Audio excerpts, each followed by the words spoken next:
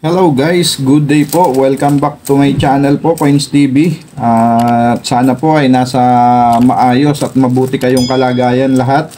At for today's video guys, ayun nga, nakakuha tayo ng year 2018 na pros doon sa huling video natin sa 5 piso na NGC. At eto nga yung kasama niya guys, BSP, at dito sa kabila ay may mga BSP rin. So uubusin muna natin yan at merong nag-iisang 20 pesos. Baka 2019 pa yan. So tignan natin kung makakadali tayo dito ng year 2006. Ang hard to find dito sa BSP na 5 piso. At syempre kung makaka-encounter tayo ng mga semi-hard to find, kukunin po natin yan at error kung siswertehin. Error at 2006 na hinahanap natin dito sa 5 piso. Pero syempre bago tayo magsimula, maraming salamat po sa aking mga subscriber na patuloy na sumusuporta po dito sa ating channel. Maraming salamat po sa inyong lahat guys sa patuloy na pagsuporta. At sa mga bago po dito sa ating channel, welcome po sa Coins TV. Gumagawa tayo ng coin hunting series guys at coin update sa ating mga video. So kung hindi ka pa po nakasubscribe, pasuyo na po ng subscribe button dyan sa ibaba. At paki-click po yung notification bell para po updated po kayo sa mga susunod pa nating video. At maraming salamat sa inyong lahat guys. Lalong-lalo na po doon sa mga nag-share ng ating video at sa mga nagla-like. So maraming salamat po sa inyong lahat. At umpisahan na nga natin to guys. So eto, unahin natin to.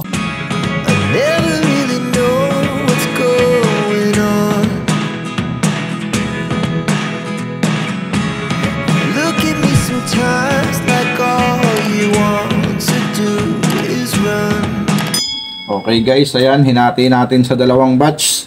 So sana swertihin tayo dito sa ating coin hunting sa araw na ito. Sana makadali tayo ng hard to find na year 2006.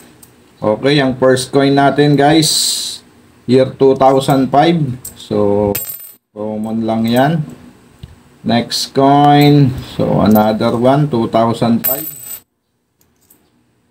Next coin natin, year 2011. Common. Next coin, year 2013. Common. Next coin, year 2012. So, common. At eto na lang ang gawin natin guys, na i-update natin to mamaya pagtapos ng ating coin hunting year 2012. Okay, next coin, 2005 ulit. At syempre maraming salamat din po sa mga kapwa ko coin hunter sa suporta po dito sa ating channel. At syempre sa mga idol din natin na coin collector, maraming salamat po sa inyong lahat mga ma'am, mga sir. Okay, proceed na tayo guys. 2013. So common. Next coin, another 2005. Dami talagang 2005. So another one, no? Di pa ginawang 2006. Okay, next coin, year 2012. So ang ating i-update mamaya. Okay, yan. Next coin natin, year 2012 ulit. So madami-dami din ang year 2012. Next coin, year 2013. One. Next coin, another 2012. Ayan. Next coin, 2005. Uy, ano ba to? Halos di borado na yung ano guys yung kanyang mint year. So sisilipin lang natin guys. So, wala namang ganong kakaiba guys dito sa barya na to. At silipin ko lang ulit. Ano natin dyan? Common lang naman. At wala namang ganong ano. Okay, year 2012. Next coin, 2004. Common. Next coin natin, 1997. na may mint mark. Common lang din. Next coin, year 2013. So, ayan guys, wala tayong na-hunt dito sa ating first batch. So, tignan natin dito sa second batch guys. Baka makadali na tayo dito. First coin natin, 1997 na walang mint mark. So, same lang sila ng may mint mark, common. Next coin, year 2013 and another 2005, common. Next coin, year 2013, common. And 2001, ang ganda talaga ng mga 2001. Yung details ng barya, nandiyan pa lahat at makakapal. At marami na rin tayo niyan. Common lang yan. Next coin, year 2013. Common. Sunod natin, another one, 2013 and 2011. Common. Next coin, year 2012 ulit. So, ayan, mukhang nakadali tayo ron. Next coin natin, 2005. Silipin ko lang guys. At wala namang kakaiba. Common. Next coin natin, 1997. Silipin ko lang guys. Wala naman din kakaiba. So, common. Next coin, another 1997. Common. Next coin, year 2013. At ayan, nahuhulog pa. Baka nandito yung 2006. Next coin natin, 2003. Next coin, year 2012. So, common. Next coin, another year 2012. So, ang dami ng year 2012 ah. 1997, common. Year 2012. So, lagay din natin dyan. Yan ang ating i-update guys. Year 2005. At ang ating last coin guys, 1997.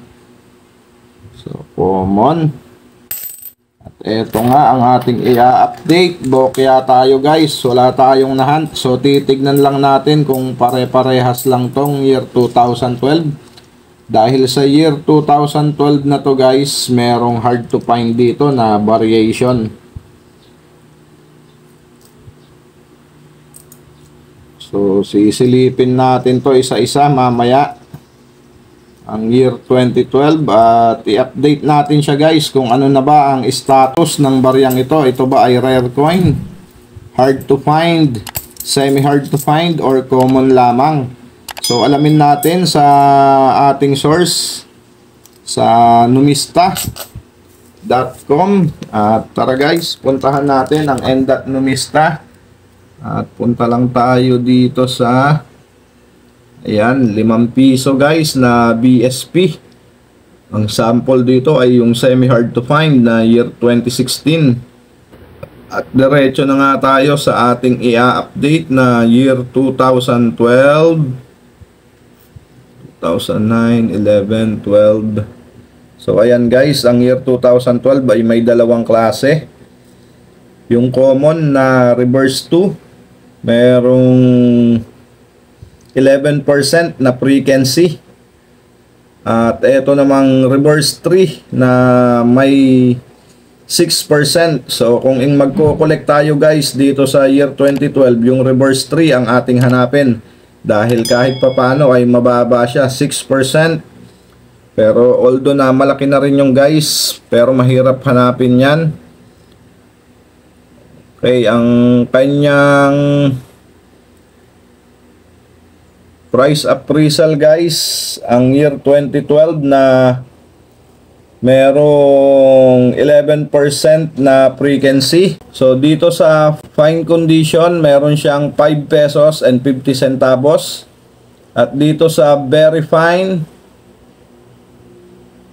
at extra fine, 13 pesos. Sa AU condition, 18 pesos. At sa uncirculated ay 61 pesos.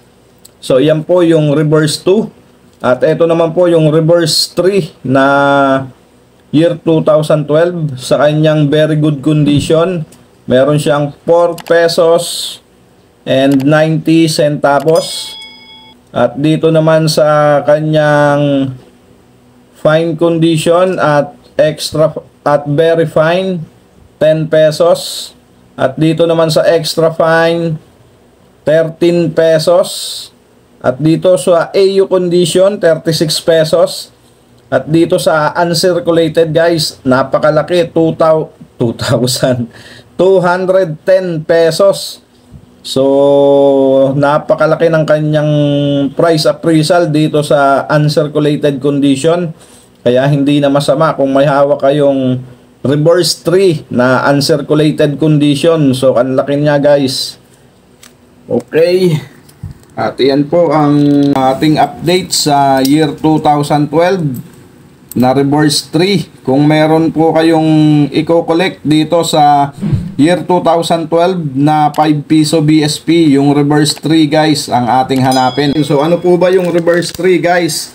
So ito, ipapakita ko sa inyo ang reverse 3. Ayan, ang reverse 3 ay matatagpuan dito. Ito po ang die 3.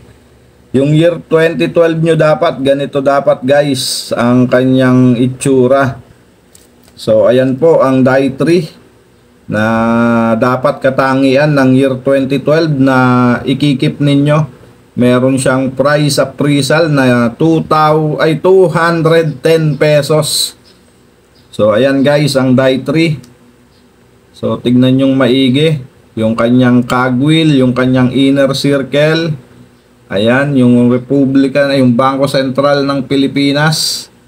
Halos nakadikit dun sa inner circle. So, ayan po yung mga katangian ng die 3. At sa 1993, almost close yung 99 dito. Yung dalawang 9. So, ayan guys, ang kanyang cogwheel. So, ayan po ang dapat maging katangian ng year 2012 na ikikip ninyo. Yan po yung merong malaking value sa year 2012. Ayan po, die 3. Okay guys, maraming salamat po sa inyong pagsama dito sa ating coin hunting. At mag-ingat po kayong palagi guys. Keep safe always and God bless.